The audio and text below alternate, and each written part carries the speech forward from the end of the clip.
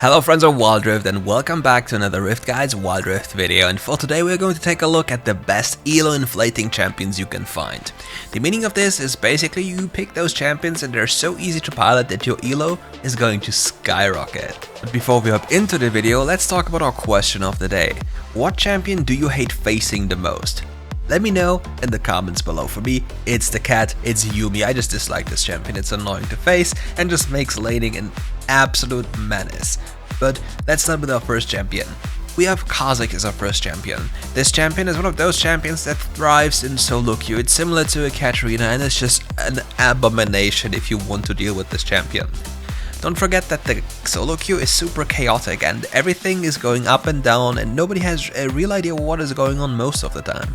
People don't know which objective to fight and which to drop. And then Kha'Zix already did the first objective within seconds because he can just do so with his first ability, and it's Evolve. He is also able to just trap in a brush and wait for its prey to walk into his arms. And then once the prey is there, he'll simply one-shot them with an auto attack into his first ability to maximize the damage. The Duskblade will help him deal even more damage, as its bonus is once you're unseen for 1 second, you gain bonus damage in the next attack. Which means weaving your auto attack into your first ability is absolute a monster amount of damage. And once you hit the enemy with that, it's basically like hitting them with a truck and they're sent home almost immediately. Also, another thing you have to consider here is once you have access to your ultimate, you can reliably reset your Duskblade bonus damage. And once you realize this, you get to know that this champion's damage is kind of overtuned, even though he was nerfed plenty of times. But due to the nature of this champion and how he works, you'll get to know that this champion is still one of the most broken champions for elo, and people who are not even good at the game will climb with this champion. The next champion is Kassadin. Kassadin is one of those champions that if you leave him alone for too long, he will just take over the game and one-shot you. Which exactly leads me to the next problem. Dealing with Kassadin is one of those things that unless you're very coordinated is not going to work out pretty well. In mid lane, diving is pretty difficult because it requires you a proper setup and a lot of people around to make sure it works. And the better the environment is, the more impossible it becomes. But the worse the environment is, the more unlikely it is to happen because people don't know what to do. Now, with Kassadin in the game and fleet footwork being a thing, it's almost impossible to put him out of lane even if you're playing such a thing as Lucian. Second Wind, Ruby Crystal and fleet footwork are just too strong to help him out during the laning phase, and he'll just survive anything anyway. Now, with solo queue being in a state where games are literally extended for no reason because people don't know how to end them, Kassadin will almost always get the scale. And he only needs free items, and upon having free items, he will send you into the Shadow Realm almost instantaneously upon touching you. And that is one of the primary problems with AP champions. Any AP champion in the game upon reaching free items is a monster, and such monstrosities need to be tackled accordingly. But to this day, we have not seen any proper nerfs to AP items, but Liandry's Torment in the past, and that's literally it that happened to AP items. Those items are crazy, and Kassadin with those items is a monster that you should abuse for free LP.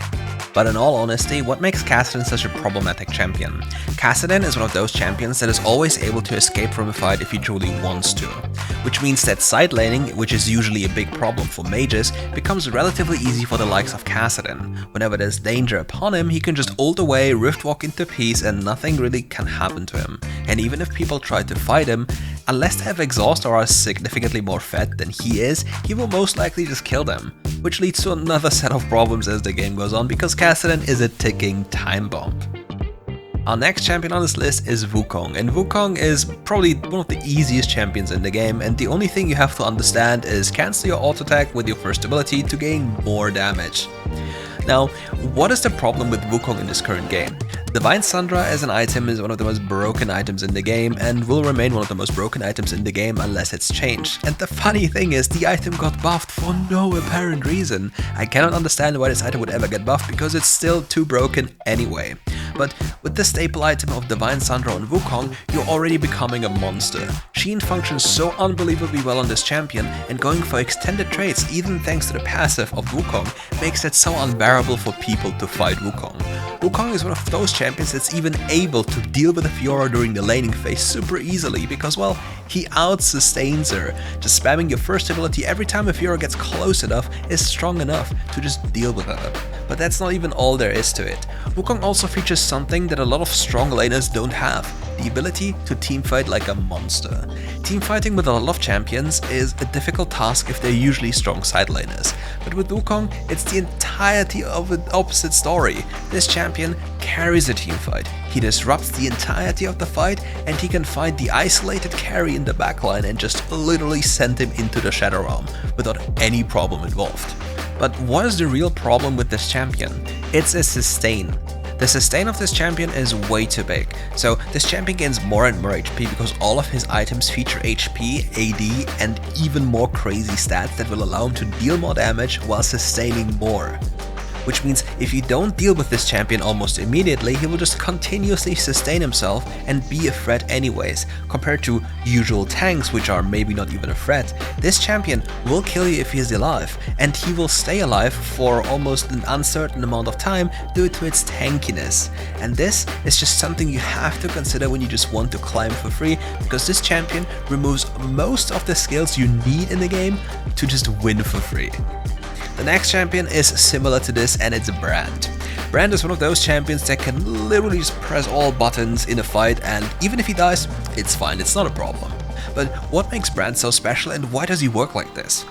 Brand has his lovely passive that once the enemy is tagged with 3 spells of his, they'll explode like a bomb. So, with WildRift being in its current state, what do you believe happens at a dragon situation?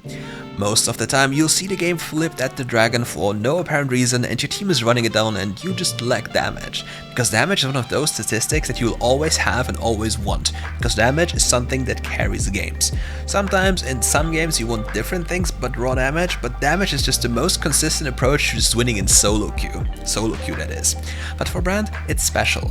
Brand just needs to get close and unleash his entire combo into the entirety of the team, and then the entirety of the team is going to blow up. The damage Brand will deal is going to be so insane that even the death of his will not matter whatsoever. Especially with the removal of the champion rune, he can just go there and die for fun, unless he loses the ability to combo. But if he gets off the combo and your team is able to fight, you'll most likely win afterwards, because all it takes is people clumping together, and boy, believe those people will be clumped together and everything will be set ablaze. The next champion is kinda similar to Kassadin, but for different reasons. Tristana, this lovely buccaneer, is a champion that gains so much range as the game goes on that nobody is going to touch her. Don't forget, games are getting kinda long in solo queue for no reason and people don't end the game. And Tristana will flourish in such environments. But don't forget, Tristana is good even before that. She can go for quick trades during the laning phase by placing a third ability to a minion and then killing it instantaneously to deal damage to the surrounding people. If an AD carry or enemy is just generally close to that, he'll lose a lot of HP. But that's not all there is to it. Once Tristana hits level 5, her damage skyrockets, similar to her jumping ability.